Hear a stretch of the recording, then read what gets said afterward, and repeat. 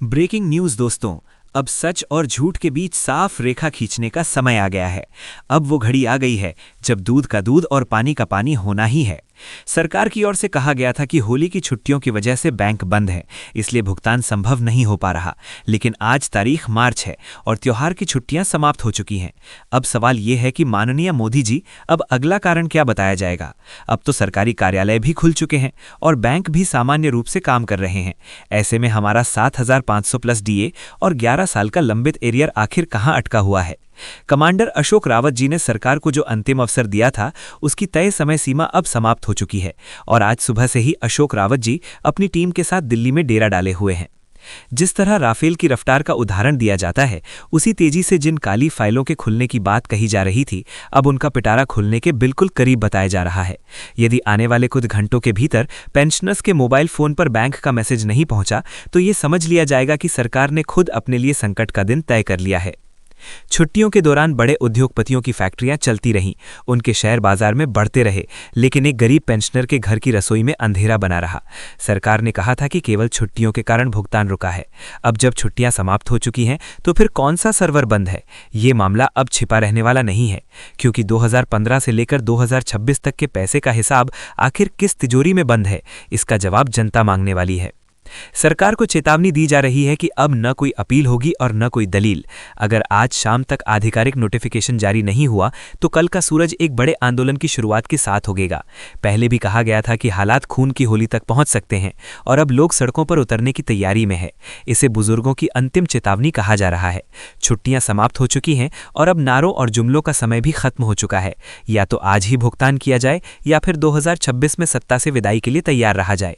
दिल्ली की सत्ता में बैठे लोगों को यह संदेश दिया जा रहा है कि जिस तेजी से पूरे देश में गुस्सा फैल रहा है, उसे अब छुट्टियों का बहाना रोक नहीं पाएगा। बैंक खुल चुके हैं, दफ्तरों की कुर्सियां भर चुकी हैं और फाइलों पर काम शुरू हो चुका है। ऐसे में सवाल है कि अब अगला कारण क्या बताया जाएगा और कौन सा सर्वर डाउन बताया जाएगा। ईपीएस 95 पेंशनर्स को 7,500 प्लस डीए और 2015 से 2026 तक का लाखों रुपए का एरियर उनके बैंक खातों में दिखाई देना चाहिए। छुट्टियों के कारण बुजुर्गों की थाली खाली रही, लेकिन अब धैर्य समाप्त हो चुका है। अशोक रावत जी का दिया हुआ अंतिम अवसर बीत चुका है और अब राफेल के शोर की तरह उन काली फाइलों के खुलने की बात कही जा रही है, जिनमें कथित रूप से उन उद्योगपतियों के नाम दर्ज बताए जा रहे हैं जिन्हें पेंशनर्स के अधिकार का पैसा दिया गया। चेतावनी ये भी दी गई है कि यदि आज सूरज ढलने से पहले सरकारी आदेश जारी नहीं हुआ, तो अशोक रावत जी वो जानकारी सार्वजनिक कर देंगे जिससे सत्ता हिल सकती है। ये कहा जा रहा है कि सरकार ने सोचा था छुट्टियों का बहाना देकर लोगों का गुस्सा शांत हो जाएगा, लेकिन ये वही बुजुर्ग हैं जिन्होंने देश को खड़ा करने में अपनी मेहनत लगाई है। इसलिए कहा जा रहा है कि अब छुट्टियां खत्म और कार्यवाही शुरू। अगर आज शाम तक खातों में पैसा नहीं पहुंचा, तो कल से सड़कों पर लठमार होली जैसी स्थिति दिखाई दे सकती है। चक्का जाम होगा, रेल पटरियों पर विरोध होगा और मंत्रालयों के बाहर घिराव होगा। मांग साफ है कि सम्मान के साथ अधिकार दिया जाए।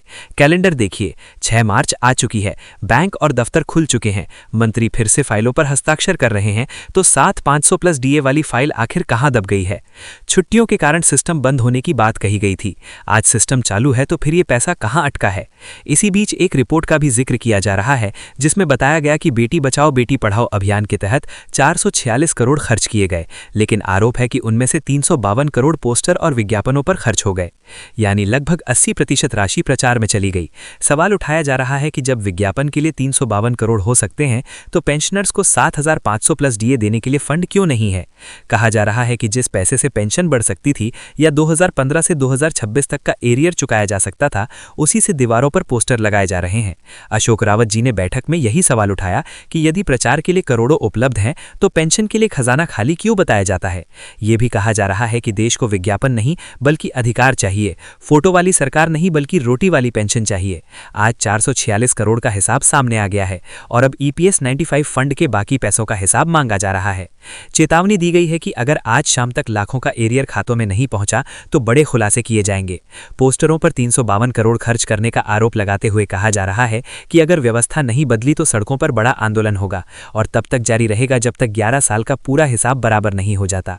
संदेश साफ बताया जा रहा है कि या तो आज ही भुगतान हो या फिर बड़े स्तर का आंदोलन देखने को मिल सकता है।